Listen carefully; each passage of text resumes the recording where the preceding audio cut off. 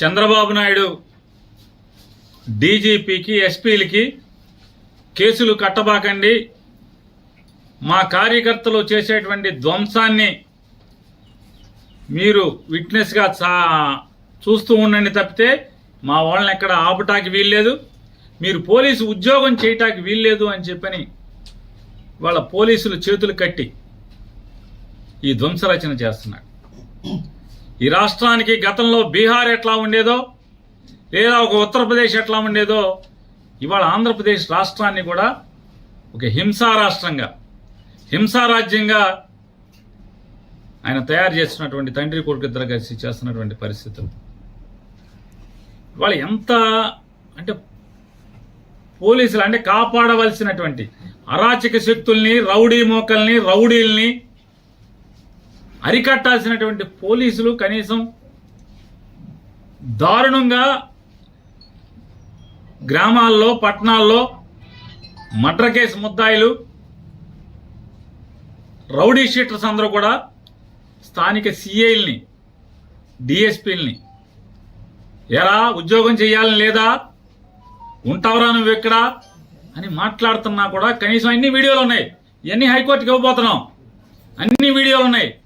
స్థానికంగా ఉన్నటువంటి circle ఇన్స్పెక్టర్ని, sub ఇన్స్పెక్టర్ని, డిఎస్పీని అంటే జిల్లాలో వివిధ ప్రాంతాల్లో జరిగిన ఇన్సిడెంట్లు, ఏరా ఉద్యోగం చేయరా, విఆర్కి వెళ్తావారా, విఆర్కి పంపిస్తారా నిన్ను అని మాట్లాడితే కనీసం పోలీసులు అయినటువంటి అంటే ఎంకుల్ గారు బంకెదురుగుండా సందులో యాదవ్ కుటుంబం తల్లి కొడుకు ఇద్దరే ఉంటారు.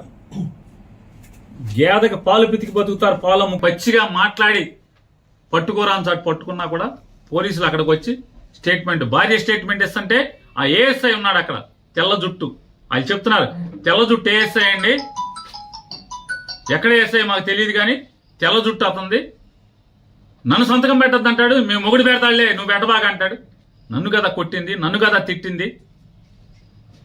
ఎవరు కంచే చేనుమేస్తుంటే పోలీసే ఈ రకంగా ప్రవర్తిస్తుంటే, దగ్గరుండి గుండాయిజం చేస్తుంటే ఏం చేయాలి? ఇక ఇళ్ల మీదకి పట్టి ధ్వంసం చేస్తే బలరాన్పేటలో వడ్డెర కులస్తురాలు భద్రరావు గారి కోడలు, భద్రరావు అని ముఠా మేస్త్రి, కూలీ ముఠా మేస్త్రి అంజి అని చెప్పని, అంజి భార్య అమ్మాయి ముగ్గేసుకుంటుంటే తాగి 10 మంది రౌడీలు ఆ అమ్మాయి కాళ్ళ మధ్యకి బాంబులేసి, అమ్మాయి ముగ్గేసుకుంటుంటే ఇంటి ముందు కాళ్ళ మధ్యకి బాంబులేసి ఏమే నీ మొగుడున్నాడా అని చెప్పని దౌర్జన్యానికి వెళ్తే ఆ అమ్మాయి తిరిగి ఏమయ్యా బాంబులు నా మీద వేస్తావా, నువ్వు గెలిస్తే మీ ఊరేగు మా మీద దౌర్జన్యం చేస్తారా, నా మొగుడితో ఏం పని నీకు అని చెప్పని అడిగితే ఇంట్లోకి వెళ్ళి ధ్వంసం చేశారు. కేసు లేదు, తిరగబడ్డారు అప్పుడు వాళ్ళు.